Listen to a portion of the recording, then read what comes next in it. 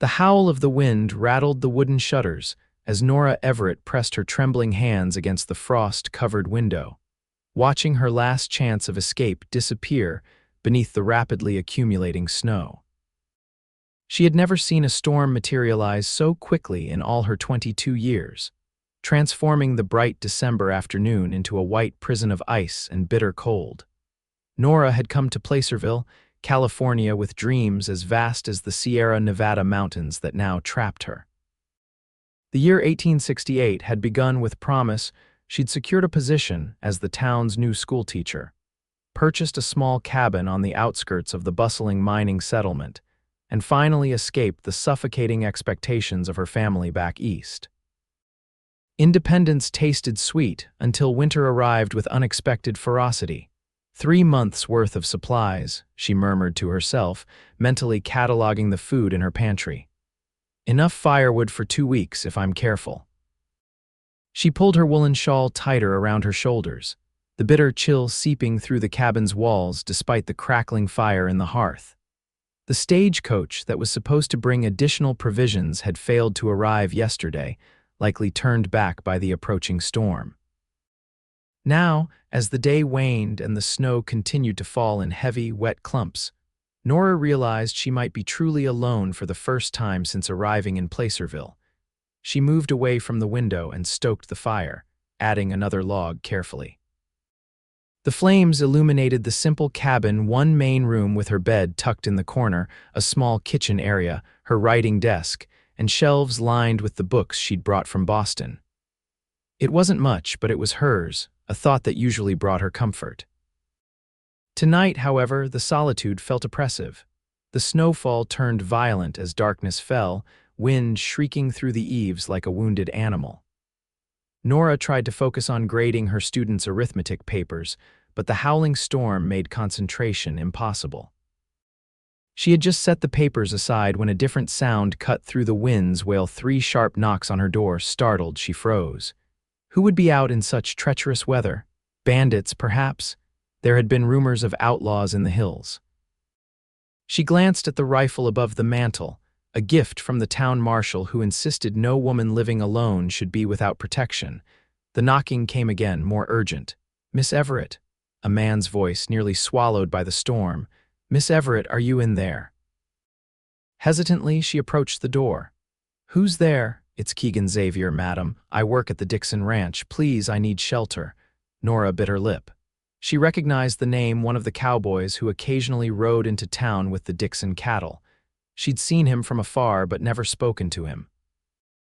Her better judgment warned against opening her door to a strange man, but leaving anyone to the mercy of the blizzard seemed equally unconscionable.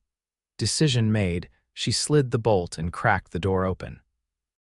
A blast of frigid air and snow immediately forced its way inside, along with the imposing figure of a man wearing a snow-covered duster and wide-brimmed hat. Snowflakes clung to his dark beard and eyelashes, and his face was red from the biting cold. "Thank you, Miss Everett," he said, removing his hat as he stamped snow from his boots. His voice was deep but gentle. "I came as soon as I could." Nora stepped back, confused. "As soon as you could? I don't understand." Keegan Xavier's blue eyes met hers, concern evident in his gaze. "Mr. Dixon was worried about you when the storm hit. We knew you were out here alone." He paused, seeming to realize how forward that sounded. "That is, the whole town knows you're the new schoolteacher who took the Finch cabin. When the storm started brewing faster than expected, Mr. Dixon sent me to check on you and the other outlying homesteads." "Oh," Nora said, slightly mollified. "That was thoughtful." She closed the door against the storm and rebolted it. "Please warm yourself by the fire." As Keegan moved toward the hearth, she noticed he was leading a canvas sack behind him. He caught her gaze and smiled slightly. "Provisions. Mr. Dixon thought you might need them, being new to Sierra winters. How did you even make it here?" She asked, watching as he shrugged off his snow-covered duster. Underneath, he wore a wool coat over a simple flannel shirt, both dusted with melting snow. "The storm is terrible. I know these mountains better than most," he said, hanging his duster near the fire to dry. "Been riding them since I was 16. Though I'll admit this storm came on fiercer than expected. He looked at her with those startlingly blue eyes. I'm sorry I couldn't get here sooner. Something in his tone made Nora's heart skip. You've done more than enough, Mr. Xavier. Most men wouldn't have ventured out at all. A hint of a smile touched his lips. Most men haven't promised Benjamin Dixon they'd look after his neighbors.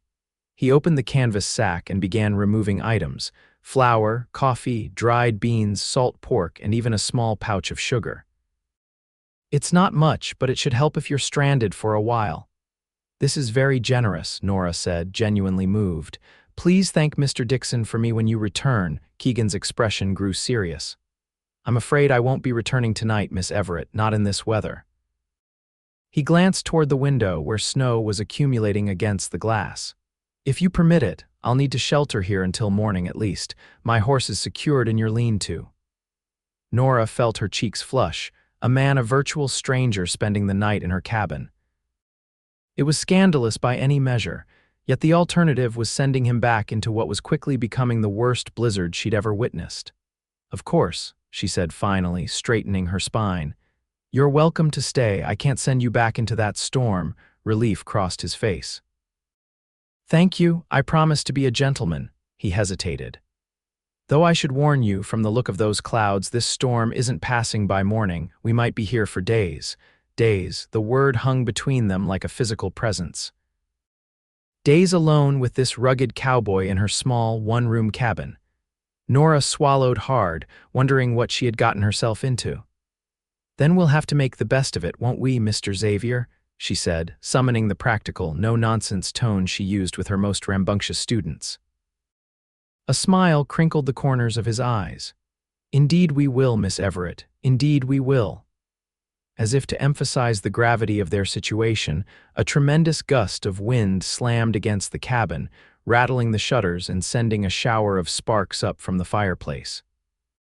Nora jumped slightly at the sound, and Keegan moved instinctively toward the door, checking that it was secure.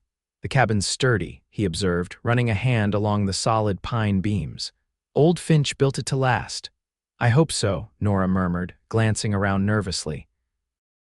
I never imagined a California winter could be so severe. The Sierras have their own rules, Keegan said, returning to the fire. The gold might have brought people here, but it's the mountains that decide who stays. He rubbed his hands together near the flames. You picked a challenging year to arrive, Miss Everett.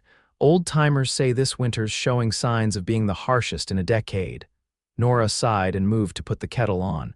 Tea, Mr. Xavier. It's the least I can offer after your journey. That would be much appreciated. As she prepared the tea, Nora studied her unexpected guest from the corner of her eye. Keegan Xavier cut an impressive figure, tall and broad-shouldered, with the lean, muscular build of a man who worked hard for his living. His hands were calloused, his face weathered by sun and wind, yet there was a gentleness in how he moved, careful not to take up too much space in her small dwelling.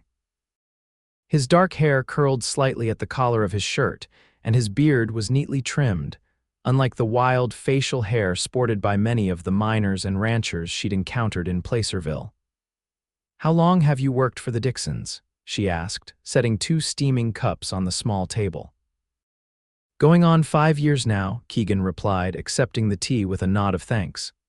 Came west after the war looking for a fresh start. Mr. Dixon gave me a chance when many wouldn't.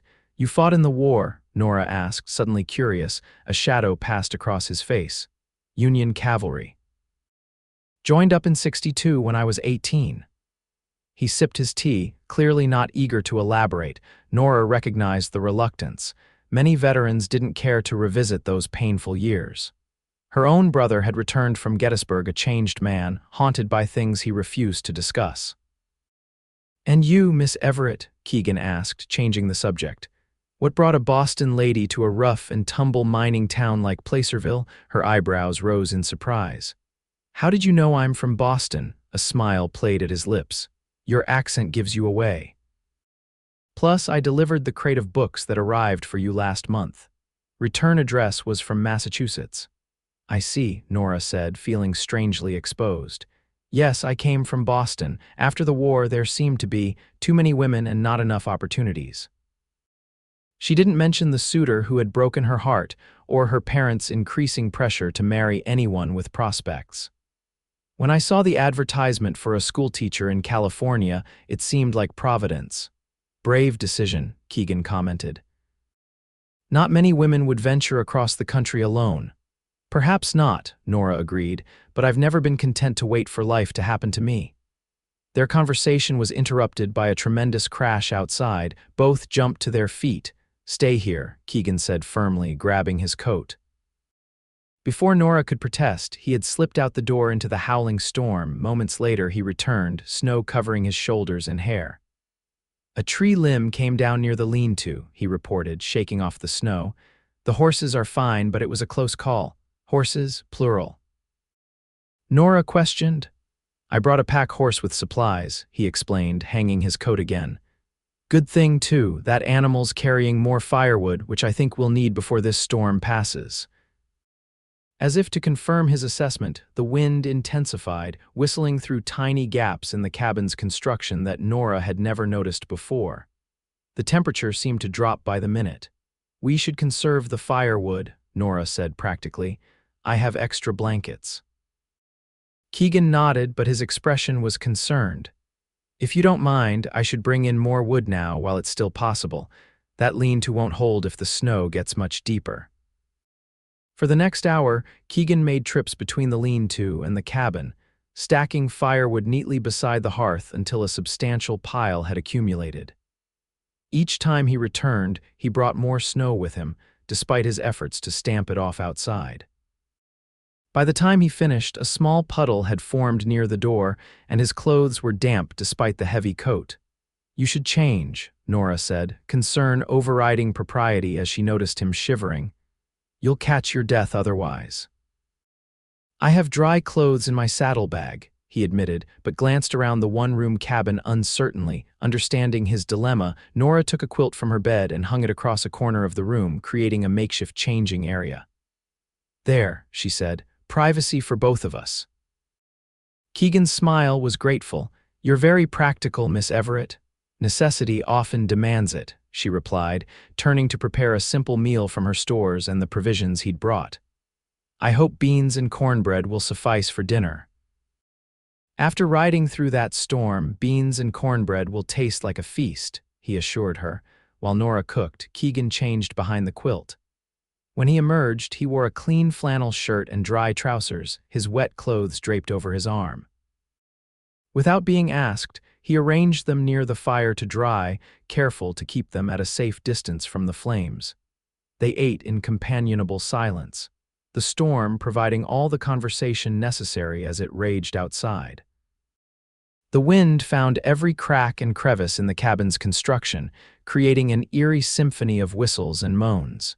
Occasionally, they would hear the crack of a tree branch giving way under the weight of snow, followed by a muffled thump. Will the roof hold? Nora asked finally, voicing the fear that had been growing as the snow accumulated. Keegan looked up at the ceiling beams thoughtfully. It should. Finch built this place with Sierra winters in mind. He stood and took their empty plates to the wash basin. But we should probably clear some snow from it in the morning, if possible. If possible, Nora echoed, glancing toward the window where snow had completely covered the lower half of the glass. She couldn't remember ever feeling so isolated, so cut off from the world. Yet strangely, she wasn't afraid, not with Keegan's solid presence in the cabin. As the evening wore on, they settled into a surprisingly comfortable routine. Keegan insisted on sleeping on the floor near the fireplace, using his saddle as a pillow and wrapped in one of the blankets Nora provided. She took her bed, though she left the quilt divider hanging for modesty's sake. Good night, Miss Everett, Keegan said as he settled onto his makeshift bed. Try not to worry about the storm. We're well provisioned and the cabin is sound. Good night, Mr. Xavier, she replied, pulling her blankets up to her chin. And thank you for coming. In the dim firelight, she saw him smile. As I said, I came as soon as I could. Those words followed Nora into her dreams, where a blue-eyed cowboy rode through impossible snow to reach her, again and again. Nora woke to the smell of coffee brewing and the soft sounds of movement in the cabin. For a disorienting moment, she couldn't remember where she was or why she felt so cold despite being bundled in blankets. Then the events of the previous day rushed back: the storm, the unexpected visitor, Keegan Xavier. She sat up quickly, peering around the edge of the quilt that still divided the room. Keegan was crouched by the fireplace, coaxing new flames from the banked coals of last night's fire. He had already added fresh logs, and the coffee pot sat at the edge of the hearth, beginning to steam. "Good morning," he said without turning, somehow aware of her movement. "I hope I didn't wake you?"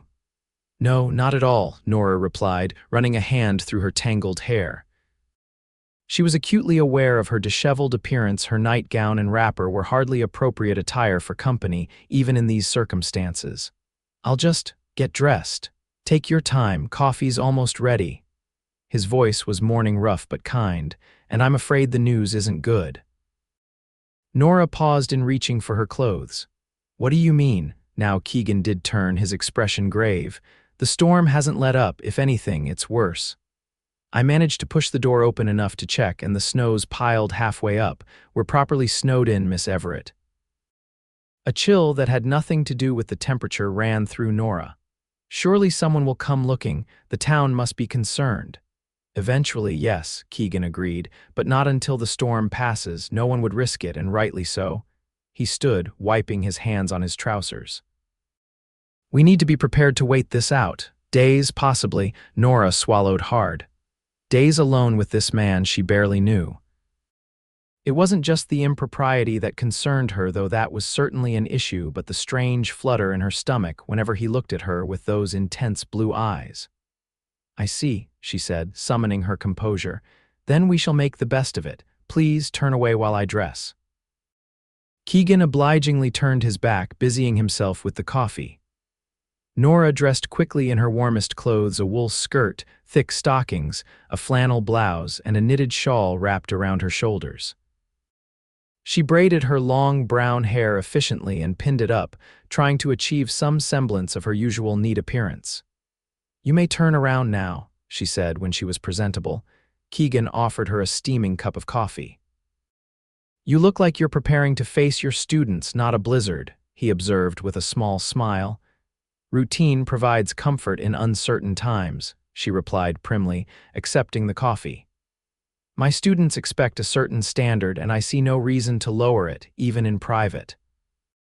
"A commendable philosophy," he said, but there was a twinkle in his eye that suggested he found her formality amusing rather than impressive. Nora changed the subject. "What shall we do about breakfast? I have some oatmeal that would stretch our provisions." "An excellent idea. I'll help." They worked side by side, preparing the simple meal, Nora acutely aware of how his arm occasionally brushed hers in the confined space. Keegan moved with an easy grace that belied his size, never crowding her but always seeming to anticipate where she needed space or assistance. As they ate, the storm's intensity seemed to increase. The wind howled with renewed vigor, sending occasional puffs of smoke back down the chimney despite Keegan's careful attention to the fire. The temperature in the cabin dropped noticeably, and Nora found herself huddled closer to the hearth, her hands wrapped around her coffee cup for warmth.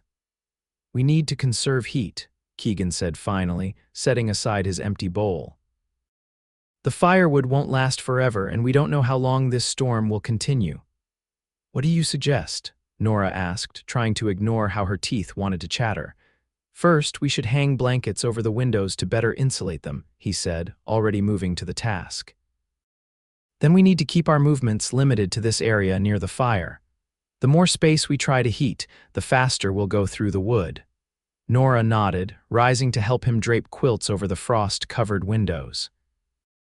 The cabin grew darker without the gray light filtering through, but it did seem marginally warmer once they'd finished. "Now," Keegan said, returning to the fire, "we should maintain a smaller flame, just enough to keep us from freezing, but not roaring like we had it last night." "And what shall we do to pass the time?" Nora asked, suddenly aware of how many hours stretched before them with nothing to fill them. Keegan glanced at the bookshelf. "You seem well supplied with reading material. Perhaps you wouldn't mind sharing." Relief flooded through her. A man who appreciated books couldn't be all bad, could he? Of course, please help yourself. To her surprise, Keegan selected a volume of Emerson's essays, settling back on his bedroll with the book propped on his knee. Nora chose one of her favorite novels and curled up on her bed, the quilt divider now pushed aside to allow the fire's heat to reach her. They read in comfortable silence for hours, interrupted only by the occasional need to add wood to the fire or prepare a simple meal. Keegan proved to be a considerate companion, never intruding on her space, but always ready with a kind word or helpful gesture. By afternoon, Nora found herself relaxing in his presence, the initial awkwardness gradually giving way to an unexpected camaraderie. "May I ask you something, Mr. Xavier?" she ventured as they shared a late afternoon cup of tea. "Of course. You speak like an educated man, you read Emerson, and yet you work as a ranch hand. It seems unexpected." A shadow crossed his face. "Life doesn't always follow the path we expect, Miss Everett." He was quiet for a moment, then continued. "I was studying at a small college in Pennsylvania when the war broke out. After serving, I found I couldn't go back to that life. The classroom felt confining after what I'd seen." "I understand," Nora said softly, thinking of her brother. "The war changed many people's courses. Indeed it did." Keegan's blue eyes held hers for a moment. "And what about you? Teaching school in a mining town is hardly what most Boston ladies aspire to." Nora sighed, setting down her cup. "I was engaged before the war. He died at Antietam." She rarely spoke of Thomas, finding the sympathy of others more difficult to bear than the grief itself. "Afterward, there seemed little point in following the path expected of me, marriage to someone suitable, a comfortable home, children. I wanted something else, something that was mine alone." "And you found it here?" Keegan asked, genuine interest in his voice. "I'm beginning to," she admitted, "though I didn't anticipate quite so much adventure." She gestured to the snow-covered windows with a small smile. "Adventure has a way of finding us when we least expect it," Keegan said, returning her smile. The storm continued unabated through the day and into the night. As darkness fell not that they could see much difference with the windows covered, the temperature dropped precipitously.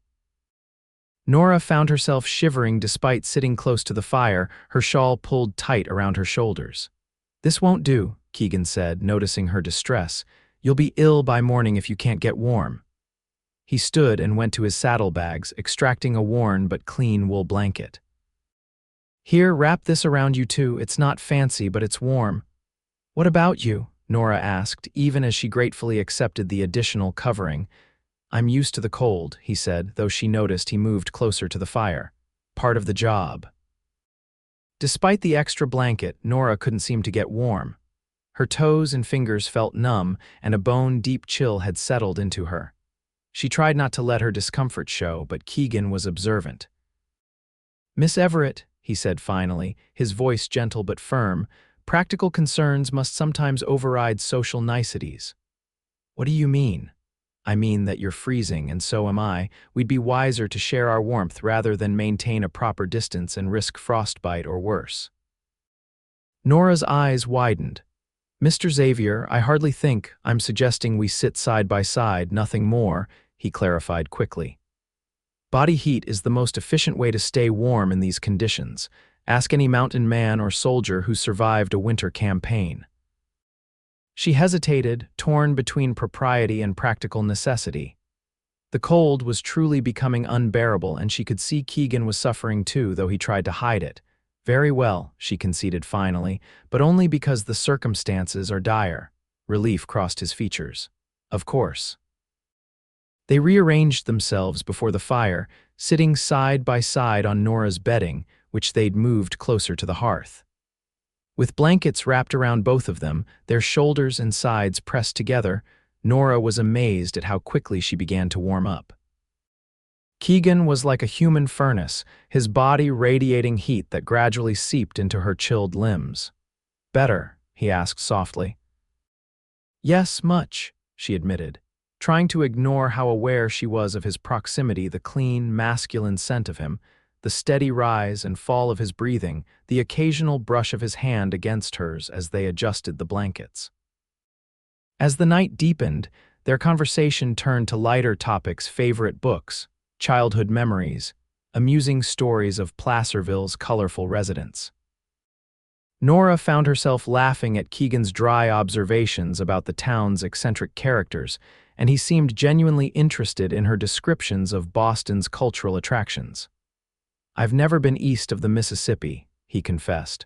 "Always wanted to see the ocean."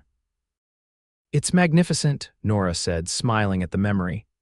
"Terrifying and beautiful all at once, rather like these mountains of yours." "Not mine," he corrected gently. "They belong to themselves. We're just visitors here." Something in his tone made her look up at him. In the firelight, his profile was strong and handsome, his expression thoughtful as he gazed into the flames. Nora felt a sudden, inexplicable urge to trace the line of his jaw with her fingertips. She cleared her throat instead. "It must be late. Perhaps we should try to sleep." Keegan nodded but made no move to return to his spot on the floor. "We should stay as we are, if you don't mind. The temperature will drop further overnight." Nora knew she should object, should insist on proper separation despite the cold. But the thought of moving away from his warmth was unbearable. "Very well," she said instead, "but we shall sit up, not lie down." "Agreed," he said, and she could hear the smile in his voice without seeing it. They arranged themselves as comfortably as possible, backs against the edge of Nora's bed frame, blankets tucked around them. Despite her determination to maintain a dignified posture, Nora found her eyelids growing heavy, her head gradually tilting toward Keegan's shoulder. "Rest," he murmured as she fought to stay upright. "I'll keep watch on the fire." "You need sleep too," she protested weakly. "I'll sleep, just making sure you're warm first." Those were the last words Nora heard before she drifted off, her head coming to rest fully against Keegan's solid shoulder, his arm gently encircling her to keep her from slipping sideways. In her last conscious moment, she thought how strange it was that she felt safer in this precarious situation, trapped by a blizzard with a man she barely knew, than she had in years. Nora woke slowly, aware of several things at once. She was wonderfully warm, something solid was pressed against her back, and an arm was draped over her waist. For a moment, disoriented by sleep, she couldn't place these sensations. Then memory flooded back and her eyes flew open in alarm. Somehow during the night, they had shifted from sitting up to lying down, and she now found herself curled on her side with Keegan Xavier's body curved protectively around hers, his breathing deep and regular in sleep. They were still fully clothed, still wrapped in multiple blankets, but the intimacy of the position was unmistakable. She should move. She should be outraged, she should, but she didn't move. Instead, she lay perfectly still, acutely aware of every point of contact between them, his chest against her back, his arm heavy across her waist, his breath warm on her neck. No man had ever held her like this, not even Thomas during their brief engagement. It was scandalous, improper, completely beyond the pale, and yet it felt inexplicably right. Before she could examine this disturbing thought further, Keegan stirred behind her. She felt the moment he woke, felt the sudden tension in his body as he realized their position. "Miss Everett," he said, his voice rough with sleep and what sounded like mortification. "I apologize. I didn't intend." He withdrew his arm and moved away from her, the sudden absence of his warmth making her shiver despite herself. Nora sat up, smoothing her skirts and avoiding his gaze. "It seems we both sought warmth in our sleep," she said, striving for a practical tone. "No harm done." Keegan was already on his feet, stoking the fire that had burned low overnight. His back was to her, but she could see tension in the set of his shoulders. "Nevertheless, I apologize for the impropriety. It won't happen again." "Mr. Xavier," Nora said softly, "we are in extraordinary circumstances. I believe we can forgive ourselves for seeking comfort in the cold." He turned then, surprise evident in his expression, then a small smile touched his lips. "You're very understanding, Miss Everett." "Nora," she said impulsively. "Under the circumstances, I think you might call me Nora." His smile widened. "Then you must call me Keegan." Something shifted between them in that moment, a new warmth that had nothing to do with the fire or shared blankets. Nora found herself smiling back at him, a flutter of anticipation in her stomach that she hadn't felt in years. Their third day, trapped by the blizzard, dawned with no change in the weather. If anything, the wind seemed stronger, rattling the cabin's sturdy frame with impressive force. Keegan managed to partially open the door after breakfast, revealing a wall of snow that had nearly reached the top of the doorframe. "We're well and truly buried," he reported, forcing the door shut against the driving snow. "But the lean-to is holding, and the horses are all right for now. I gave them extra feed." "How long can this possibly continue?" Nora asked, dismayed by the report. "Sierra storms have been known to last a week or more," Keegan admitted, "though this one seems particularly fierce." They settled into what was becoming a routine, reading by the fire, sharing stories, preparing simple meals from their dwindling provisions. Keegan proved to be an excellent storyteller, regaling Nora with tales of his adventures in the mountains that made her laugh despite their predicament.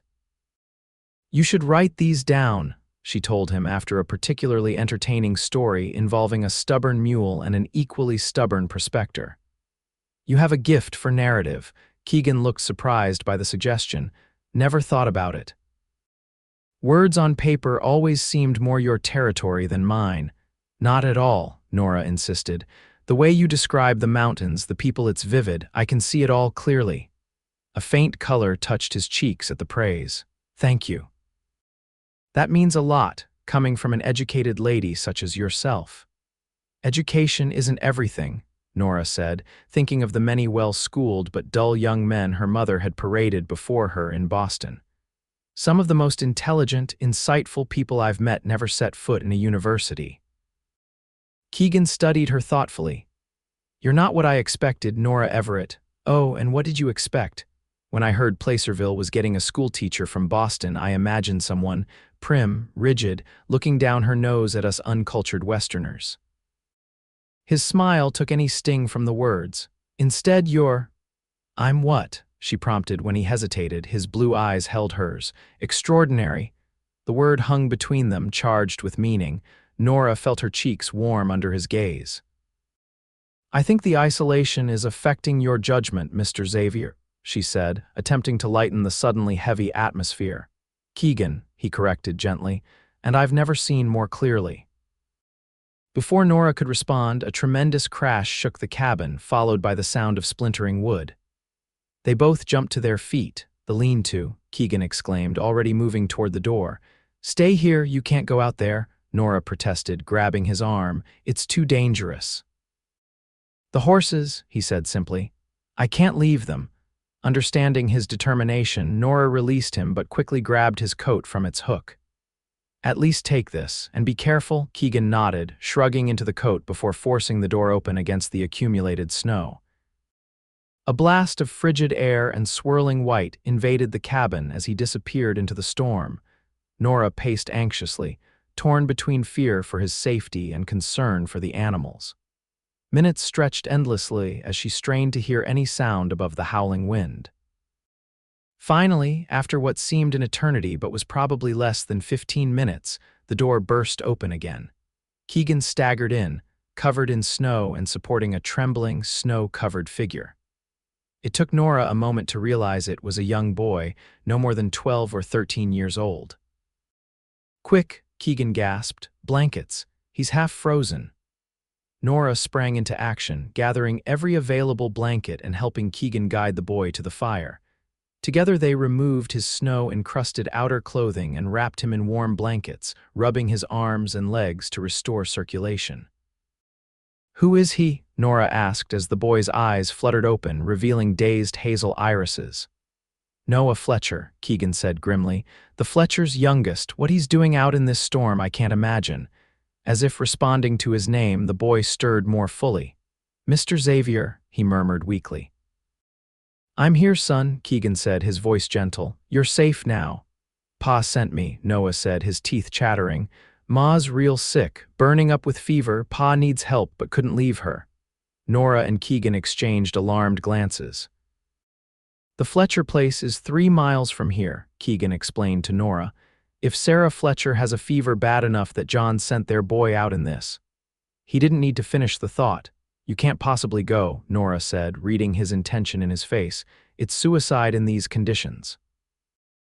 I have to try, Keegan replied, already reaching for his barely dried coat. John wouldn't have sent Noah if it wasn't dire. Then I'm coming with you, Nora declared, standing. You'll need help if Mrs. Fletcher is as ill as it sounds. Absolutely not, Keegan said firmly. It's too dangerous. And yet you're going, she countered. I have some medical knowledge. My mother insisted I learn basic nursing during the war. You'll need my skills more than my safety. Keegan looked as if he wanted to argue further, but instead turned his attention to the boy. Noah, can you tell us more about your mother's condition? Between shivers, Noah described symptoms that sounded ominously like pneumonia to Nora's ears. She moved to her trunk, extracting a small wooden box. I have some medicines, she said, opening the box to reveal neatly labeled vials and packets. Not much, but perhaps enough to help until a doctor can reach them. Keegan looked at her with new respect. You're full of surprises, Nora Everett. Necessity teaches resourcefulness, she replied, packing the medicines into a small bag. Now, how will we reach the Fletchers? Keegan's expression turned grim. That's the other problem. The lean-to partially collapsed. One horse is injured, not badly, but enough that he can't be ridden. The other is skittish but usable. Then we'll share the one horse, Nora said decisively. The journey will be perilous, Keegan warned.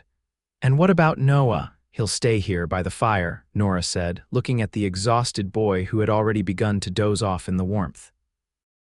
We'll leave him food and water within reach. He needs rest more than anything.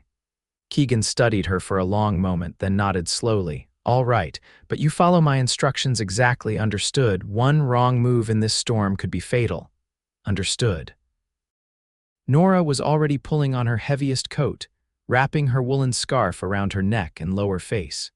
Keegan helped her layer on additional clothing, his spare shirt over her own, his leather gloves over her thin cotton ones.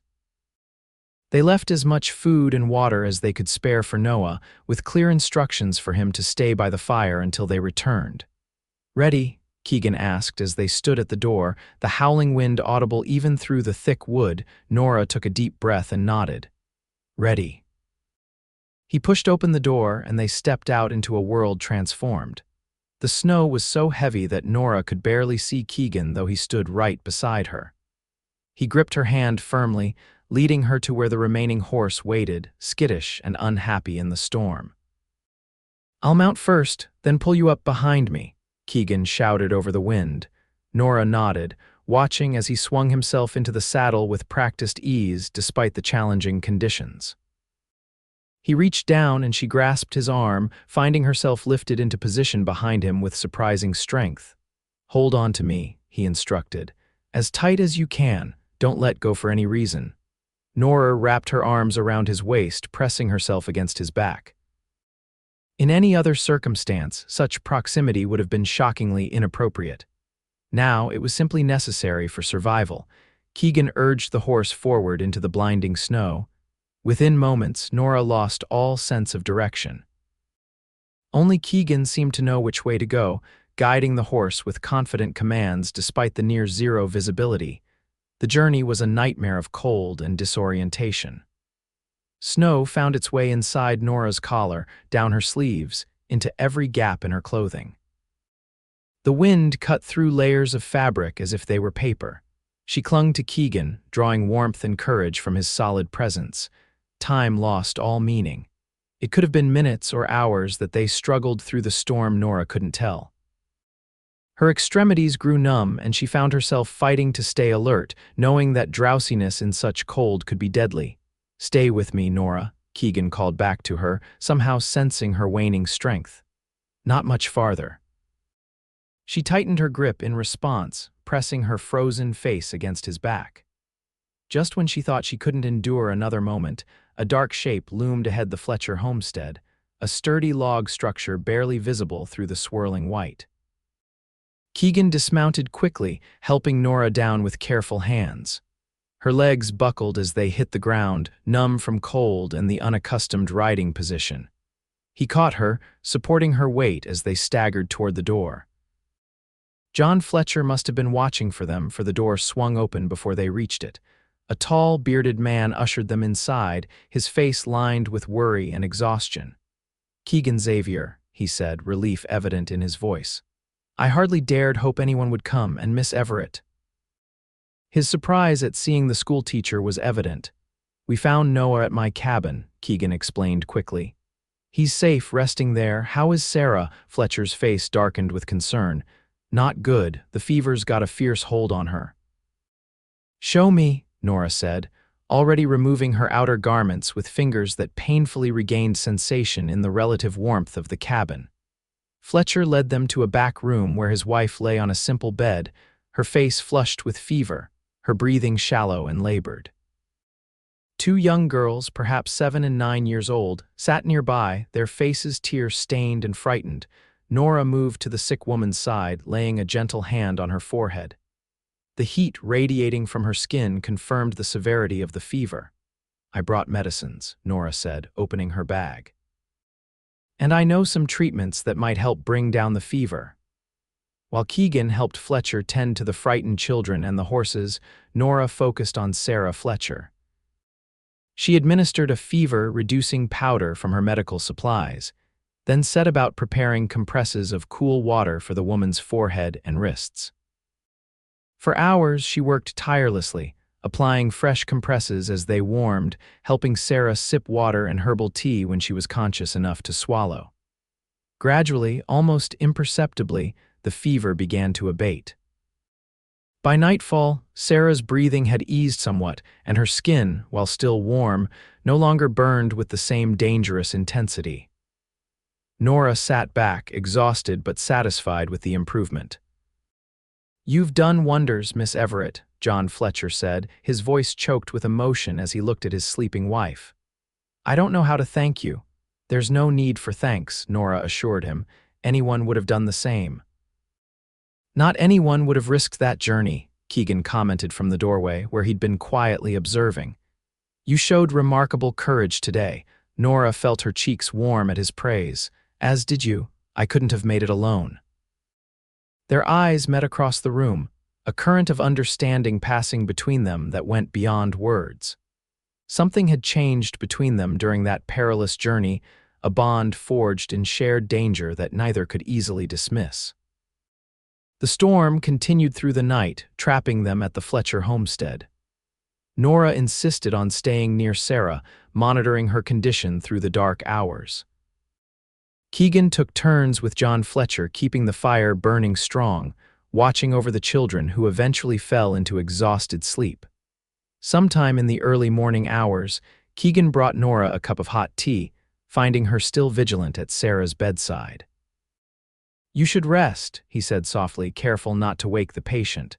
"Soon," Nora promised, accepting the tea gratefully. Her fever's still unpredictable.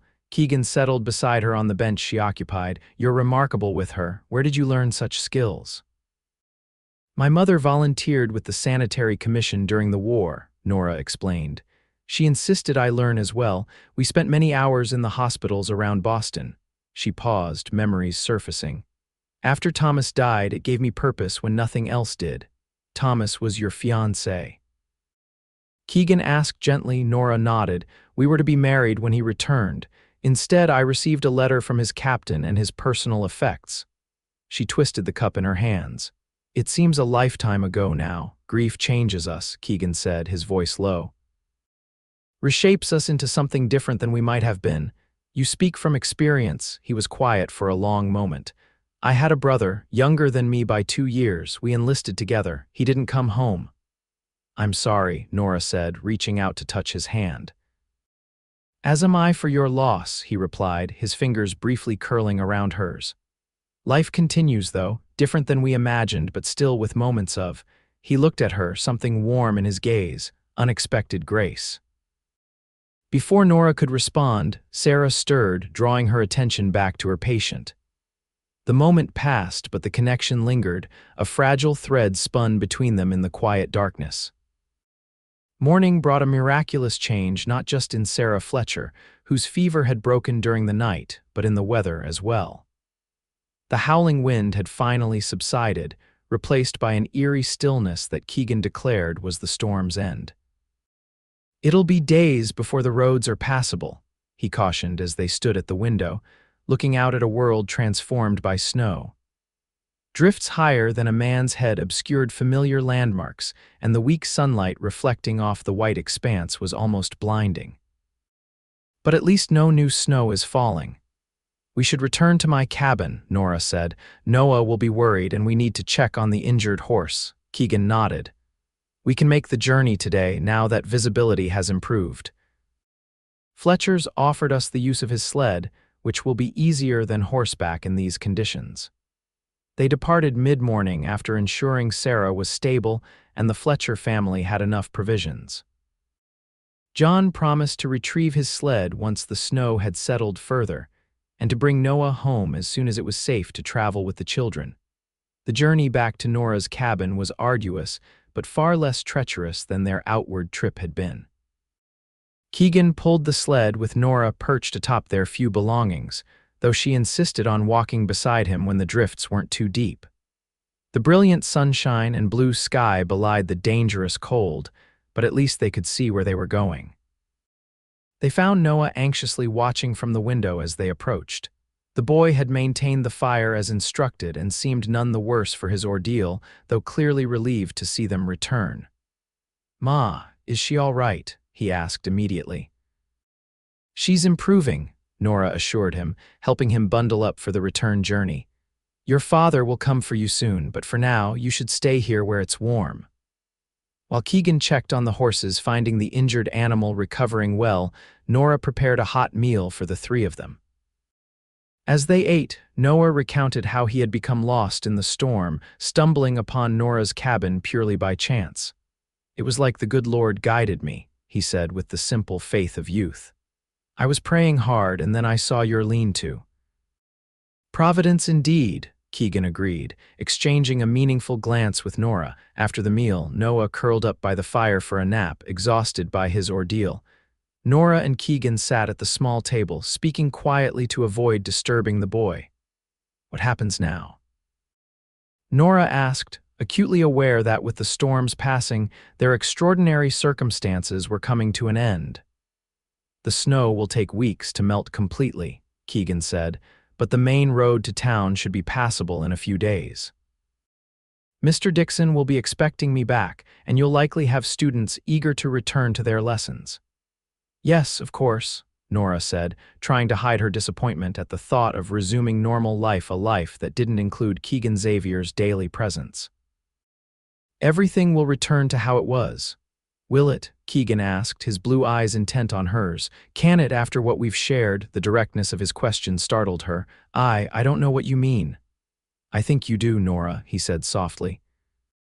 "These days together they've meant something to me, something I hadn't expected to find again, especially not in a blizzard."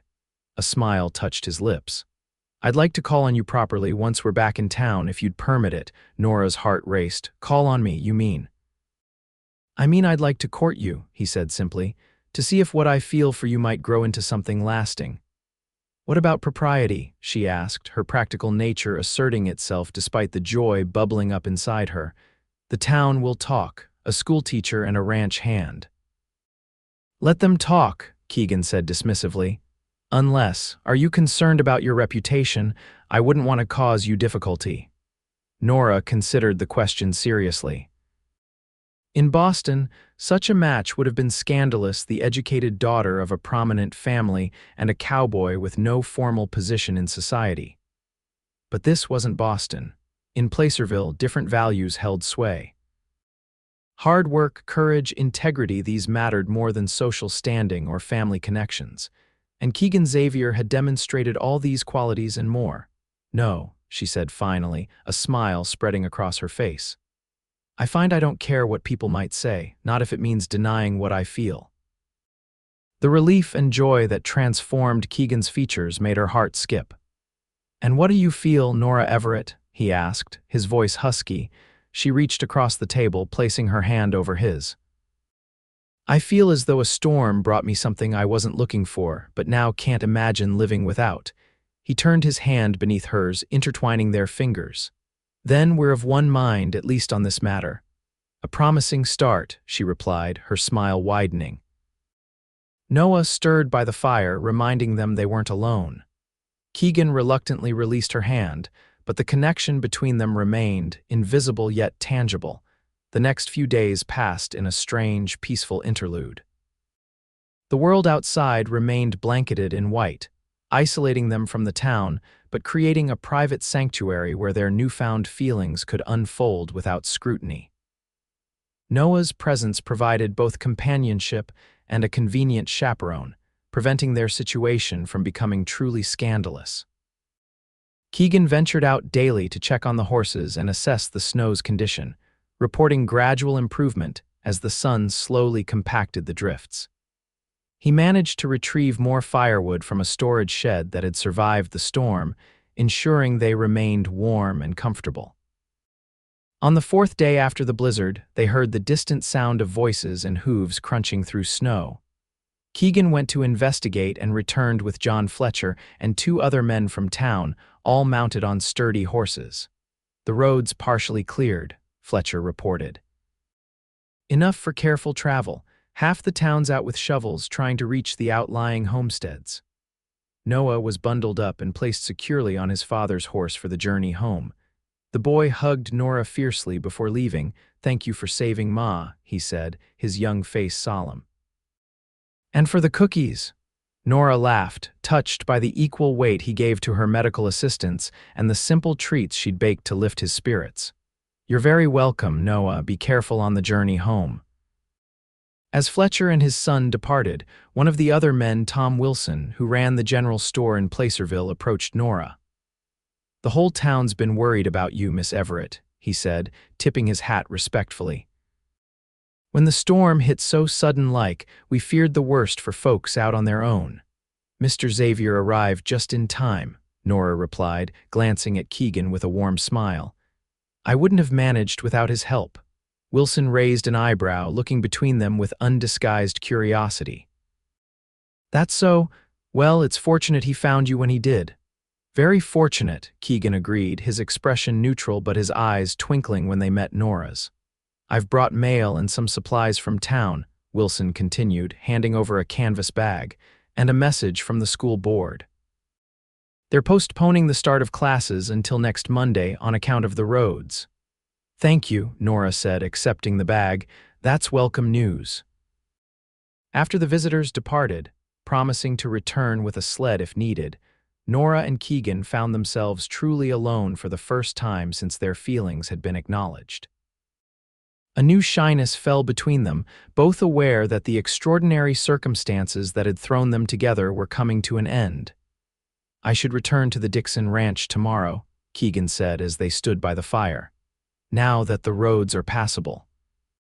"Yes, of course," Nora said, trying to hide her disappointment. "You have responsibilities there." "But I meant what I said," he continued, stepping closer, "about calling on you if that's still what you want."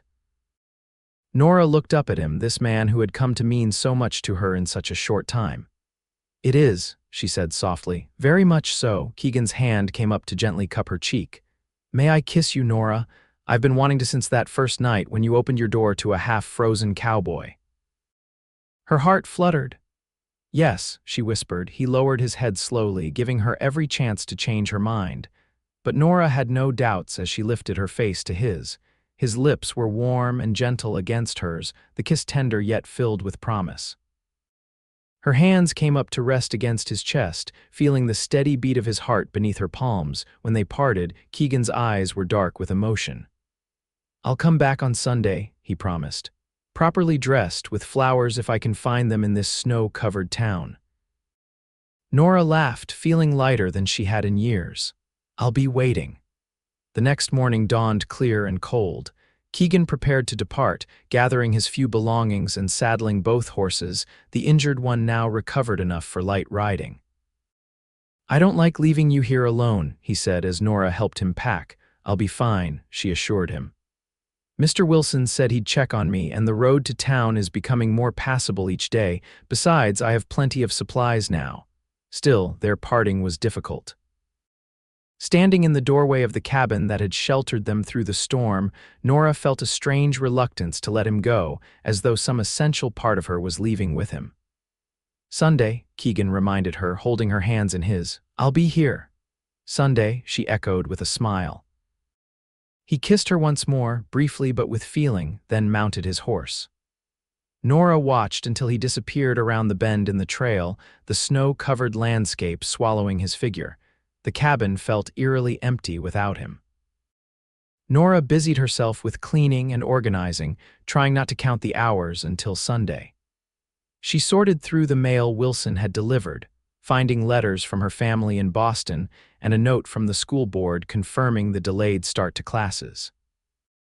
Saturday brought visitors. Several of her students' mothers came bearing food and curious expressions, clearly hoping for details about her ordeal. Nora shared the basic facts but kept the personal aspects of her time with Keegan private. Let them wonder, she thought as the women exchanged knowing glances. Some things were too precious to become town gossip. Sunday morning, Nora woke with butterflies in her stomach. She dressed with special care in her best day dress, a deep blue wool that brought out the color of her eyes, and arranged her hair in a style more elaborate than her usual practical braid. Just after noon, she heard hoofbeats approaching. Her heart leaped as she moved to the window, watching Keegan ride into view. He was transformed from the rugged cowboy who had arrived during the blizzard. Freshly shaved, his dark hair neatly trimmed, he wore a clean suit and tie rather than his work clothes. In his hand was a small bouquet of hothouse flowers, a luxury that must have cost him dearly. Nora opened the door before he could knock, a wide smile on her face.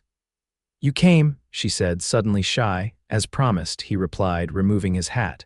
"Though not in a blizzard this time." "I think once was enough for that," she laughed, accepting the flowers with a murmur of thanks.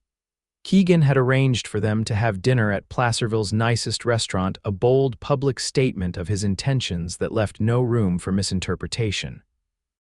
As they drove into town in the buggy he'd borrowed from Mr. Dixon, heads turned and whispers followed. "Are you sure about this?" Nora asked quietly as he helped her down from the buggy. "Everyone will be talking." "Let them," Keegan said, offering his arm. "I'm proud to be seen with you, Nora Everett. Are you ashamed to be seen with a ranch hand?" "Never," she said firmly, taking his arm. "I just don't want to cause you difficulty." His smile was warm. "The only difficulty would be pretending I don't care for you, and that's something I refuse to do." The dinner was lovely, the conversation easy and flowing. Keegan told her more about his life before coming west, his childhood in Ohio, his brief college education, his time in the cavalry. Nora shared stories of Boston, her teaching experiences, her hopes for the future. "What are your plans?" she asked as they lingered over dessert.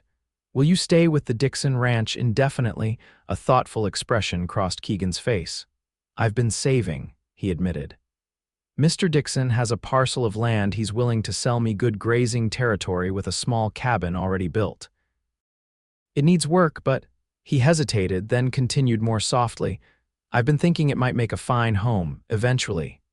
The implication was clear and Nora felt her cheeks warm. "That sounds wonderful," she said sincerely, "a place of your own." "It could be," he agreed, his eyes holding hers meaningfully. The courtship that began that Sunday unfolded with a quiet intensity that surprised the town of Placerville. Keegan called on Nora faithfully every weekend, sometimes taking her to dinner or social events, other times simply sitting with her on the porch of her cabin, talking until the stars emerged. As winter gave way to spring, the snow gradually melted from the mountains, revealing a landscape transformed. Wildflowers appeared in meadows that had been buried beneath drifts, and the town buzzed with renewed activity as mining operations resumed at full capacity. Nora's school thrived, her students responding well to her mixture of discipline and genuine care. Many of the parents who had initially viewed the Eastern schoolteacher with skepticism now sang her praises, especially after hearing how she had helped save Sarah Fletcher's life during the blizzard. Keegan continued his work at the Dixon Ranch while spending every spare moment improving the parcel of land he'd purchased. He'd invited Nora to see it in late April, nervously watching her expression as she explored the simple two-room cabin and the beautiful meadow that surrounded it. "What do you think?" he'd asked, helping her across a small stream that bordered the property. Nora had looked around at the pine trees swaying in the gentle breeze, the mountains rising majestically in the distance, the clear Sierra sky overhead. "It's perfect," she'd said honestly. "Absolutely perfect." Now, as May brought even warmer weather, Keegan had invited her for a picnic on his land. They sat on a blanket spread beneath a towering pine, a simple meal between them, comfortable in each other's company in a way that still amazed Nora. "Do you ever think about that blizzard?" Keegan asked, leaning back on his elbows, face tilted toward the dappled sunlight filtering through the branches. "Often," Nora admitted. "It seems almost like a dream now, those days isolated from the world." "A good dream, I hope," he said, watching her with those intense blue eyes that still made her heart race. "The best," she assured him with a smile. "Though I wouldn't wish to repeat the experience." Keegan sat up, taking her hand in his. "Nora," he said, his voice suddenly serious. "These past months have been the happiest of my life. You've brought something to my days that I never thought to find again after the war: purpose, joy, a reason to build something lasting." Nora's breath caught as he reached into his pocket and withdrew a small box. "Keegan." "I love you," he said simply, opening the box to reveal a delicate gold ring with a small but perfect diamond.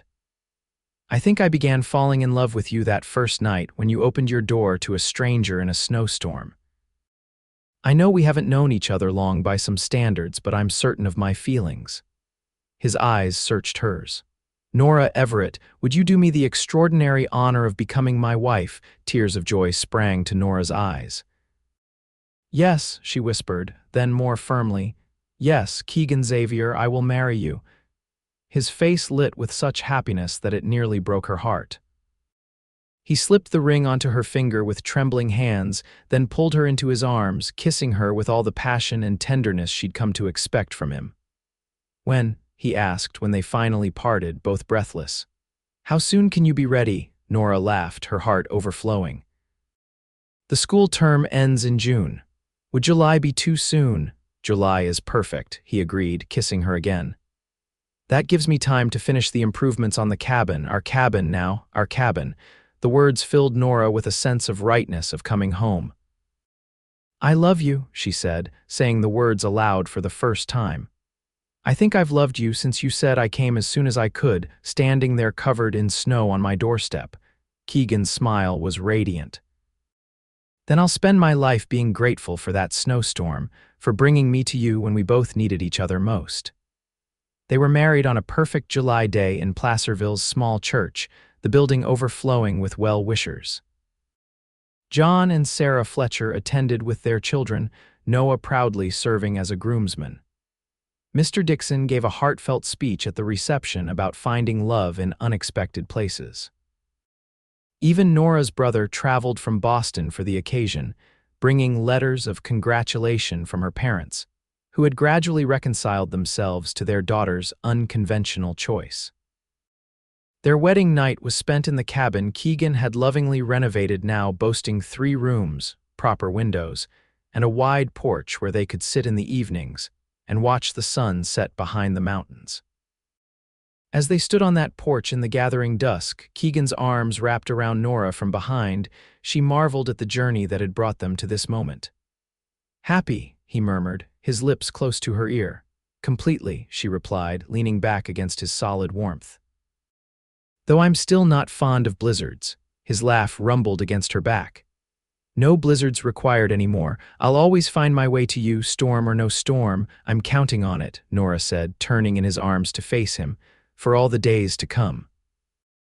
As the first stars appeared in the deepening blue of the Sierra sky, Keegan Xavier kissed his bride, sealing a promise that had begun in the heart of winter but would flourish through all the seasons of their lives together. 5 years later, Nora Xavier stood on that same porch, watching her husband approach on horseback, their 3-year-old son Samuel waving excitedly beside her. Their 1-year-old daughter Elizabeth was balanced on her hip, chubby hands reaching toward her father as he drew closer. "Papa." Samuel called, bouncing on his toes. "Papa's home." "I see him, darling," Nora said, her heart still warming at the sight of Keegan returning home, just as it had from that very first day. Their life together had unfolded with a richness neither could have predicted that snowy December day. Keegan had expanded their property, now running a modest but successful cattle operation of his own. Nora still taught at the Placerville school, bringing Samuel and Elizabeth with her on the days Keegan needed to work far afield. Placerville itself had grown, the railroad finally connecting it properly to Sacramento and beyond. Progress was evident everywhere, but here on their piece of land, they maintained a peaceful existence centered around family, hard work, and the love that had blossomed so unexpectedly during a blizzard. Keegan dismounted, scooping Samuel up for a hug before approaching Nora and Elizabeth. "My beautiful family," he said, his blue eyes still holding that same warmth that had captivated her years ago. "Welcome home," Nora replied, lifting her face for his kiss. "We've been waiting for you." "I came as soon as I could," he said with a smile, repeating the words that had become a cherished phrase between them. As they walked together into the home they'd built, both the physical structure and the life they shared, Nora reflected on how a single moment could alter the course of a lifetime. One snowstorm, one desperate knock on a door, one act of kindness that opened the way for love to enter. And as she watched Keegan playing with their children before the fireplace that had once been their only source of warmth during that long-ago storm, she knew with absolute certainty that she wouldn't change a single moment of their journey, for it had led them exactly where they were meant to be together.